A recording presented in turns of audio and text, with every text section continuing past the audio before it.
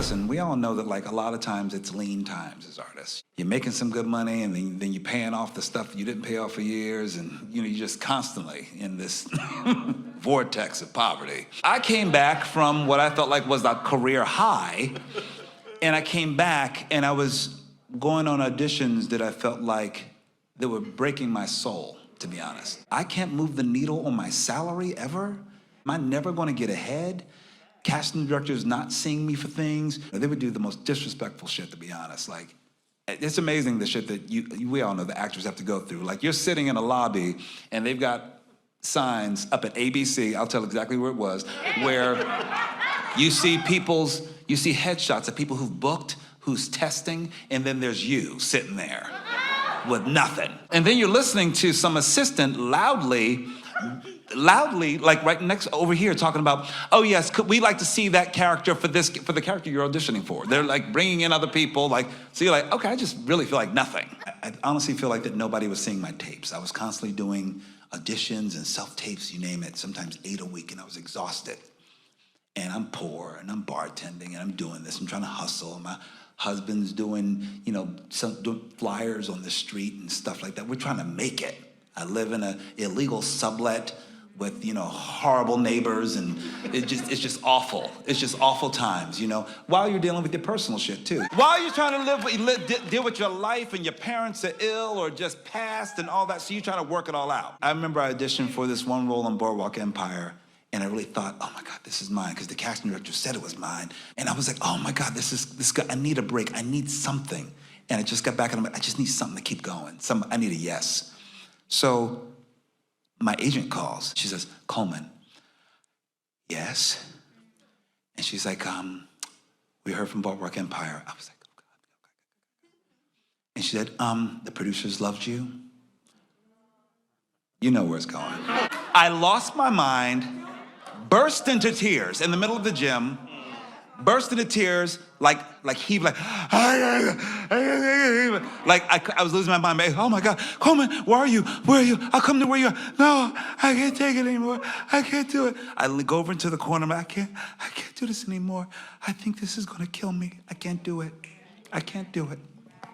I'll never forget that moment. And I said to my husband, I said, would it be okay if I stopped doing this? Some of you think that paying $48.99 for a year of Letterboxd Pro and buying every screenplay book from the A24 merch shop makes you somebody. You've probably seen Parasite more times than you've seen your own family. And if all of your watches could be converted to a form of currency, you still couldn't pay me enough to care. There's some absurd foreign film that you claim to gatekeep, yet it gets brought up in every single conversation. Your Twitter interactions would probably make the president clutch his pearls. And that's because you feel the need to defend every hot take you have to the death. And despite all of these facts, and you know what, I'm gonna hold your hand when I say this. You're not a connoisseur.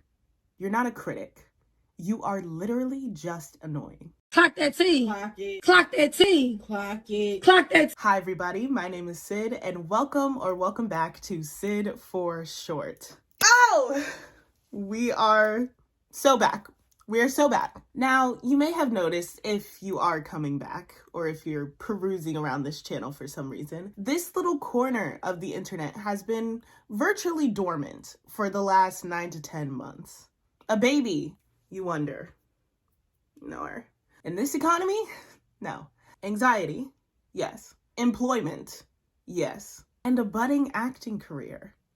Last year, I graduated from my university with a degree in acting. So yeah, I know everything, including how tumultuous the industry can be. A lot goes into being an actor. You have to figure out your marketability so you can align that with your branding so that you can get an agent. Once you have that agent, you're putting all of your time and energy into auditions so you can book with that agent and actually start making money. Because at that point, you're paying out of pocket for classes and headshots and travel a lot of the time. The bottom line is that despite popular belief, acting is not defined by booking a role. You will likely spend more time in your room prepping, filming, and sending self-tapes than you will performing in front of audiences. But when you do book a role, That feeling is unmatched. Every actor dreams of their big break, that perfect role that will precede them when they walk into a room and just open door after door after door. And like, can you imagine the feeling? You're working years in an unstable career, then one day, the perfect role with the perfect director that could put you in the right rooms forever lands on your desk. You perfect your audition, you show up to director sessions and chemistry reads, you book the role, it's announced, and now everybody's talking about how ugly you are, how untalented you must be. The project is doomed, and it's all your fault. Tragic. Let me start off by saying that I am in no way shaming people for having opinions, unless of course they oppose mine. The problem isn't having an opinion. Lord knows I have several of my own. My brain has just finally had its fill of baseless accusations from people who can't be bothered to look beyond a headline and research if their feelings are even valid in the first place. For the last 3 years, the conversation around actors has become increasingly volatile, to say the least. While actors have always been the subject of public scrutiny, it's now become public practice to bully and harass actors the second they become attached to a project, especially if it's based on an existing IP. Which brings me to the Tangled debacle. Sometime last year, the internet lost its freaking marbles over this picture. It was the mere thought of Avantika being cast as Rapunzel that sent people into a tailspin. We already know that the subject of live action remakes, especially as it pertains to race swapping, is touchy. So when sources were coming out saying that Milo and Avantika were being looked at for Rapunzel and Flynn Rider, things weren't cute. It wasn't cute. People threw everything and the kitchen sink at this woman. You couldn't scroll for 5 minutes without seeing a think piece from somebody, whether it was good or bad. And mind you, despite all of this, Disney never, ever, ever, ever, ever, ever, ever, ever, ever, ever, ever, ever, ever even confirmed that they were in the running or that they were in the process of casting for this movie in the first place. It's literal madness, but it's sort of become standard practice for the business. If you're on film Twitter or acting TikTok or antidepressants, you probably see something like this at least once a day. It's always posted by an account that has no apparent industry connection, just like 15,000 followers and a dream. I have a theory. Okay, it's a theory and it's a working theory, so don't come at me. But I have a theory that these tweets are curated by PR specialists to not only get buzz around the project, but to sort of gauge interest when it comes to putting certain names in the running of a certain IP. Here's why I say that. A few months ago, I had a friend who got an audition breakdown for Carrie, like Mike Flanagan's version. And a few weeks after she had sent out her audition, she sent us this tweet.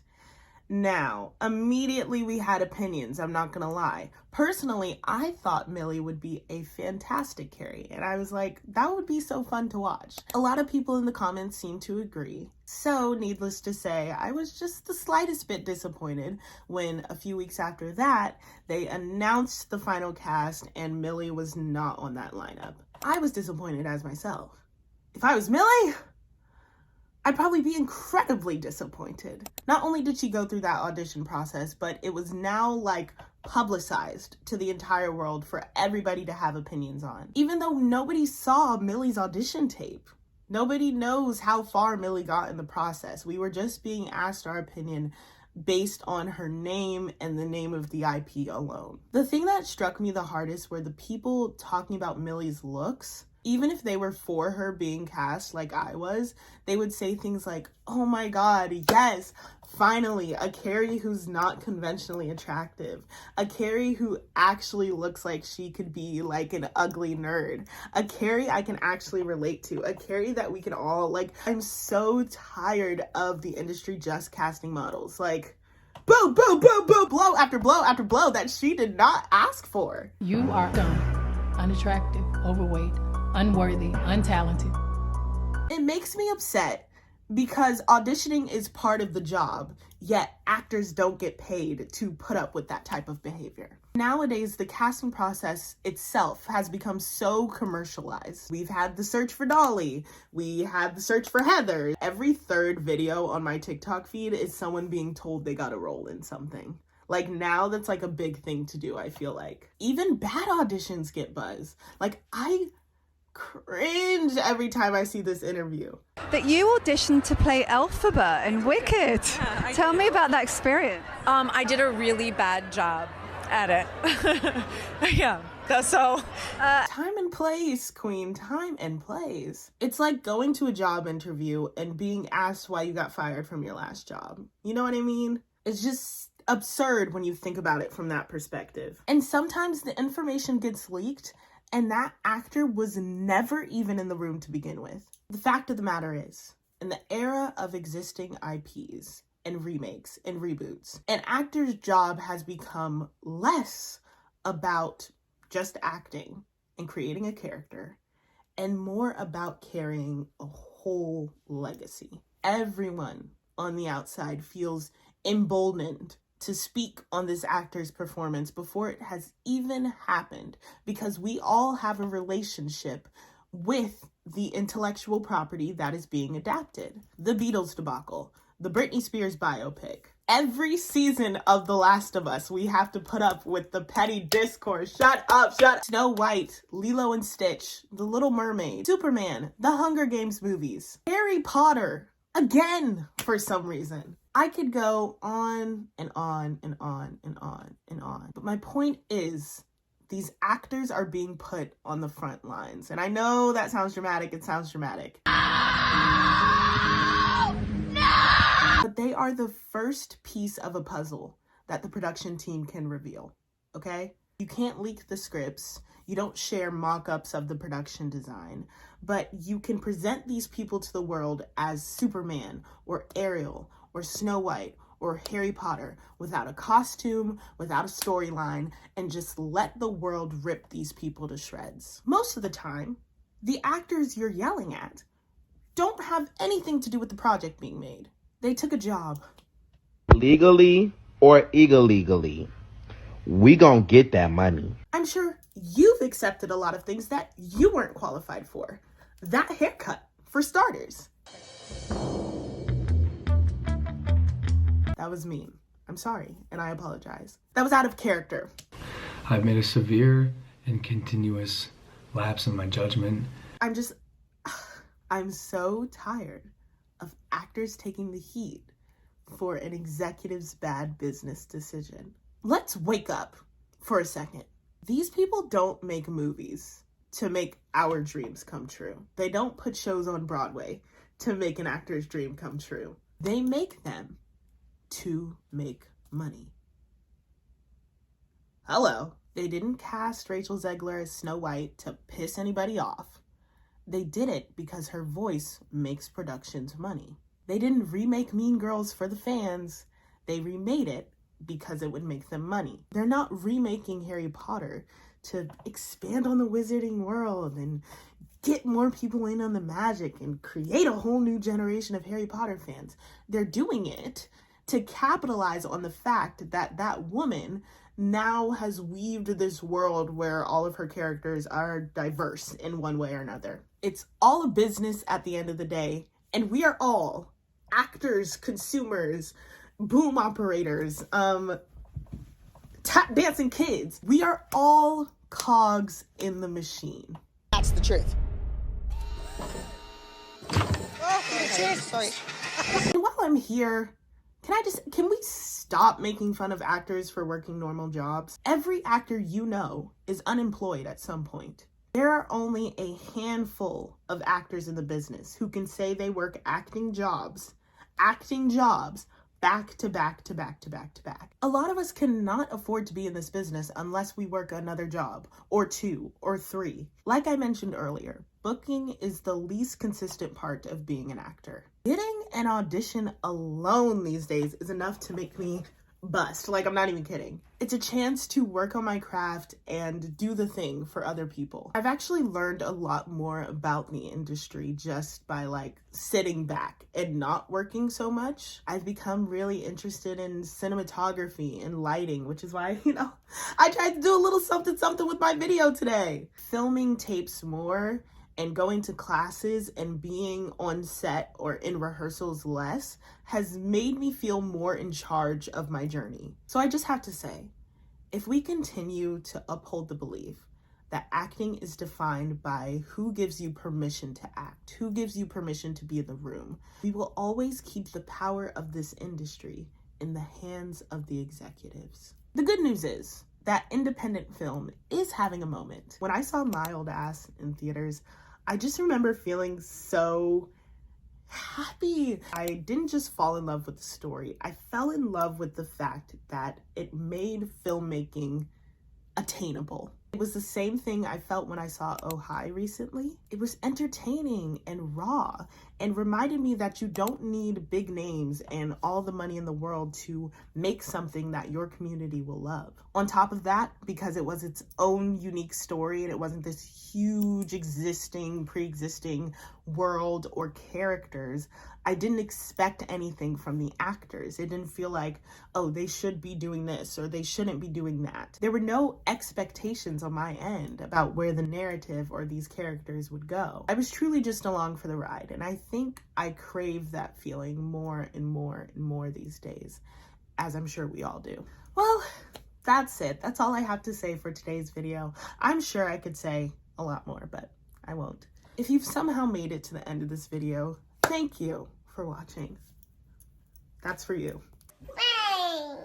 Thank you, really quickly, for almost 3,000 subscribers. That's kind of crazy. I remember, I don't know if the video's still on here, but I think I remember like thanking the community for like 100 subscribers. So 2,000 is a number I couldn't even compute, which is part of the reason why I hadn't made a video in so long, because I was just like in shock, honey, in tears almost, that something I made could have that sort of reach and that people would engage with it in the way you did. I'm back on my grind, so I hope you'll stick around. I hope you'll stick with me. I'm excited about the content I've been planning. It's hard when you make a video like that because it's like, God, like, how do I top that? How do I make sure that I don't peak? And it's like, honestly, if I peak there saying something that needed to be said, like empowering,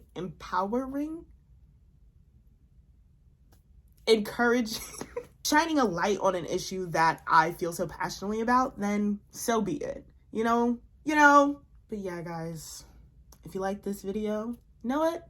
Not even if you like the video, if you like the hat, give it a big thumbs up. Thank you so much for watching, and I'll see you in the next one.